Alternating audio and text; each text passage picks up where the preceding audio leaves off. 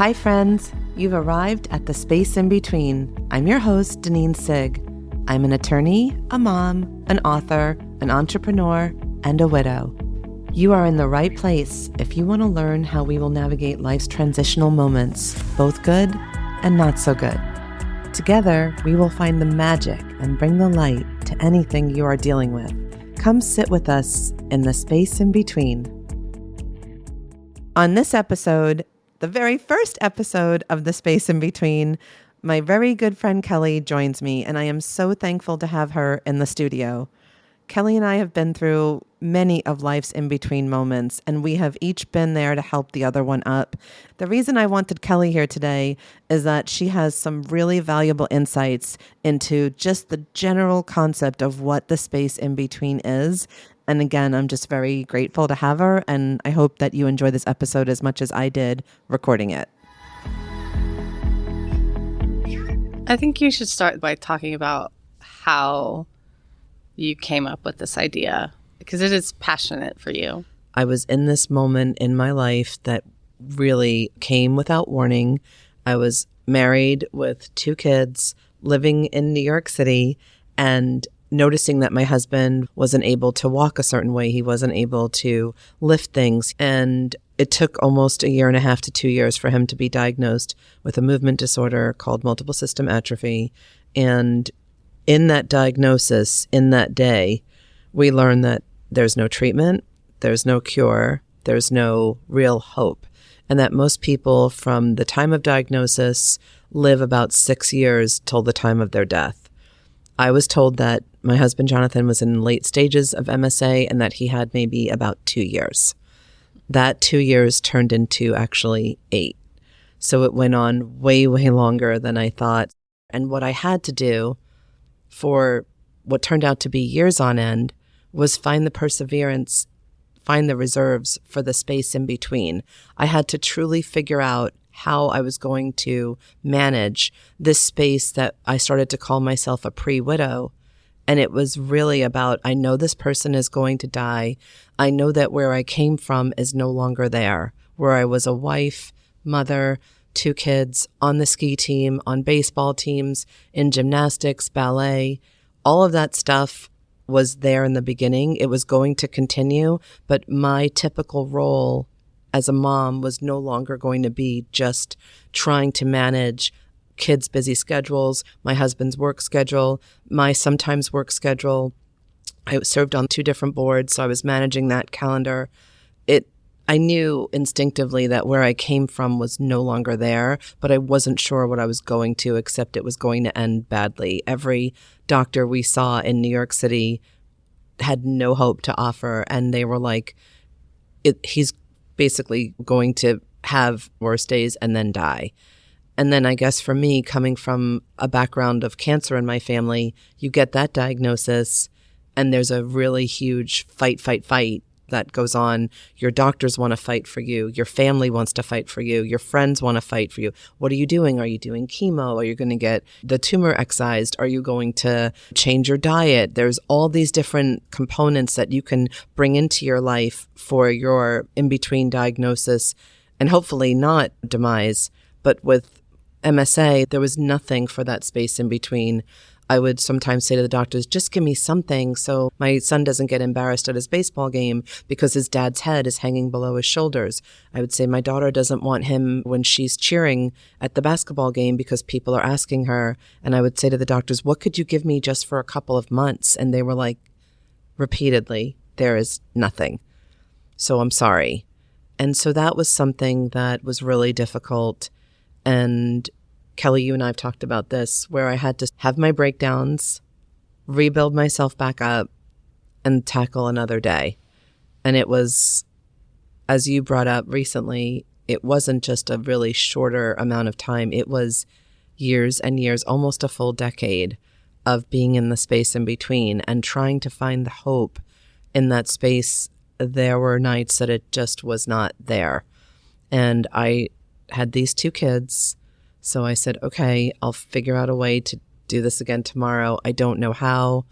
And it was a constant full-time and a half job to just wake up, get breakfast ready, write the schedule on the blackboard and know that like he was going to fall and I was not going to be able to pick him up, or know that he was going to have another doctor appointment, when they just basically measured how bad he had gotten. There was never any hope to those appointments. So it was a really dark time. And one of the things I remember the most about that time is how my friendship with you did really deepen, because you were able to wade into those dark waters with me.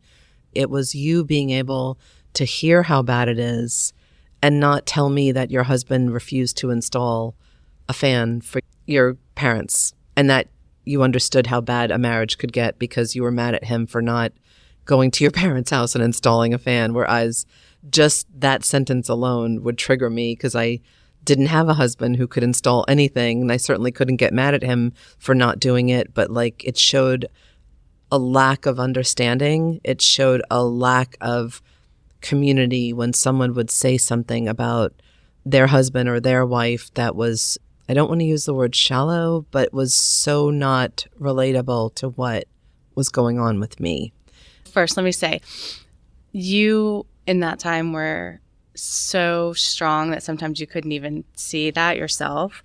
But I will tell you, when I asked you that question, you started, the whole first part of that was about, I had to do this, I had to do this, I had to do this. Not once did you ever talk about what you needed in that. And I think that's so funny that so many people who are sort of in those dark in-between moments, they're just trying to survive and take care of everybody else. And I think there was a moment, but it was like I had to check all these things off the list because everybody else needed me, and I needed to figure these, and I needed to fight doctors, I needed to do all this. It's like when we're in those dark moments and those transition moments and those spaces in between, we forget about ourselves a lot because we're so used to taking care of, especially as moms, as everybody else. And so I think that's just really interesting. And I think people who are in those in-between moments, that should be something they're aware of.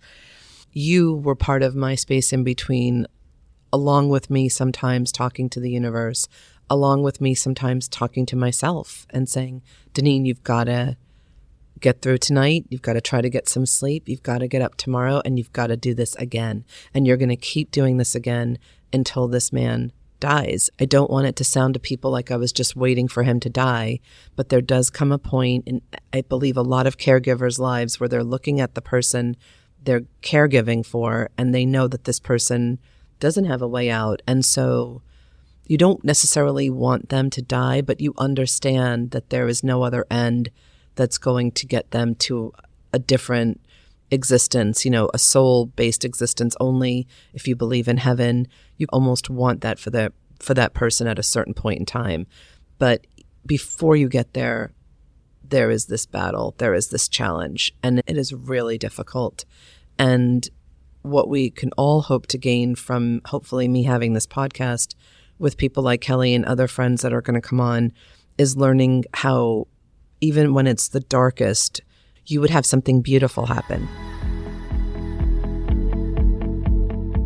The space in between is a pause in the energy of something where you know it was one thing, but you're not sure what the next thing is. So it's a terminal diagnosis that we just discussed. It's maybe you're in a happy marriage and your husband tells you, or your wife tells you she wants a divorce. So at that moment, you're still married. Soon you're not going to be. Maybe it's losing a job that you love. So you get your, I guess they call them pink slips, right? You get your pink slip, but you're still employed. Soon you won't be if things don't change. What is the space in between? Maybe those are just symptoms. I believe it's a stoppage. It's an unexpected, almost traumatic stop in something that, and maybe for me, it's like in some ways it's not, because we're going to also discuss other things that are expected, like your kids graduating. That's not unexpected, although it's traumatic. So it's, to me, and in some ways it's a traumatic ending to something that you have to call on your own reserves to get to the next part. And in that between time, you're in the space in between. Our producer is sitting here and she's about to have a baby, and we're so happy for her. But like, there's a space in between now where she knows she's going to be a mom. She has an idea of what that looks like because she's seen other friends, people in her family. She has a mom. But do you truly understand what that next level is until you're there? So right now there's a baby growing and it's going to come into your world and it's just an amazing thing. But there's this time between not being a mom, being in the middle stages of your chrysalis, growing that baby throughout the vomiting and whatever else. But there is possibly some thoughts that come up that you do have to navigate during your own space in between finding out you're pregnant, experiencing your baby growing, and then knowing the day is going to come that you're going to have to deliver. And for me, that was my big fear as a pregnant woman that knew there was going to be something. I can't wait to meet him. I can't wait to meet him. But I was like, but I have to go through this thing that I've never gone through that everybody talks about is horrible to get to there. So that's a positive life experience that could also be, right? Like a little bit traumatic in some way where you're thinking about it. For me, getting married I was always like, I'm not getting married, or I don't think I'm going to get married. And then everybody who asked me ended up exiting some way my life because they asked. And then I finally was like, I think it could be this guy. And I remember leading up to the wedding, it was a beautiful life event, but almost me fighting it in that space in between. I remember my really good friend McCaslin at the time, she was like, I've got the car ready. I think he's amazing. I don't want you to do this, but I want you to know because I can see you're free. I was never saying to anyone, I'm not going to marry him. But I think people who knew me really well were actually afraid. And I found out later that Jonathan actually told all of my friends, if any one of you indulges her in her desire to not show up at the wedding venue, you will deal with me for the rest of your life. He was like, you keep her on a short leash. She does, because I think he also knew that I was like, do I really want to get married? Do I really want to do this? And it was, I think, just the fear of this amazing event. And I think I was probably equally as scared as becoming someone's quote wife as I was as becoming someone's mom.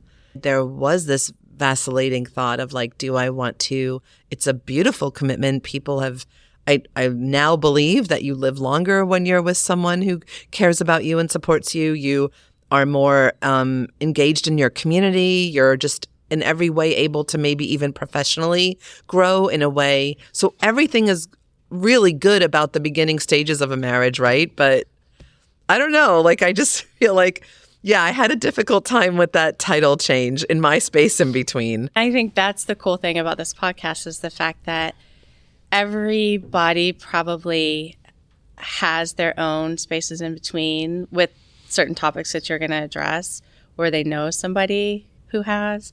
And I think the cool thing is that maybe you're going to bring up some things people haven't thought about.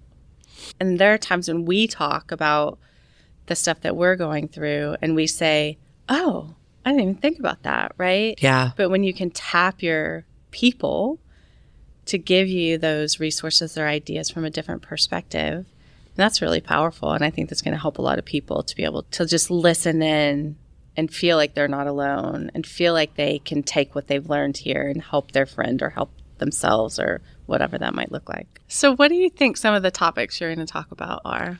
So I think we're going to talk about, as we said, the space in between as it relates to something great, which we still have trauma about, which is we have busy high school seniors right now, but we know that in less than 2 months, we are both, you and I, going to be empty nesters. I want to touch on some cancer touch points with other people and how they've navigated that successfully or become a real huge help in their community and their space in between.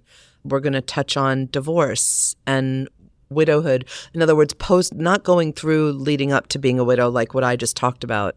We're going to explore how to just in life, if you find out you're going to lose your job, how to keep that space in between going with positivity.